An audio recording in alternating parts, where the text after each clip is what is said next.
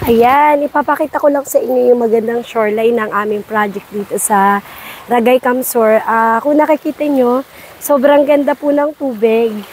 Ang ganda ng tanawin. May parang mga isla. At ang maganda dyan, sunset po tayo.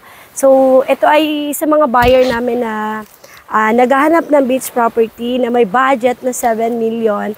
This is for you.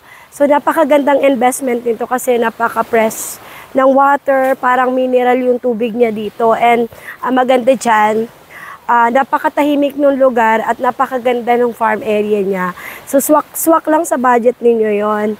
Kasi ito ay parang isla siya, pero ang maganda dyan, by land lang, makakarating ka dito sa napakagandang beach property na to sa Ragay. Ang dami magagandang property, pero kung mapapansin niyo, kailangan nating magsakay ng dagat.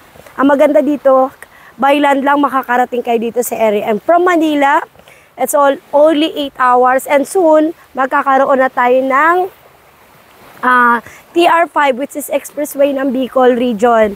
So soon, magiging mabilis na lang pagpunta dito. And the best time to buy is right now because kung sa ibang property, as I can see, na nagsisearch ako, meron po mga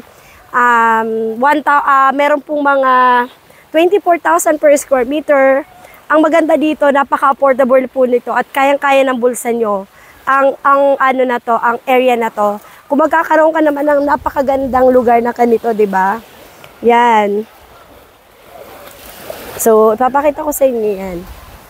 So, magkakaroon kayo ng ganito kagandang beach property.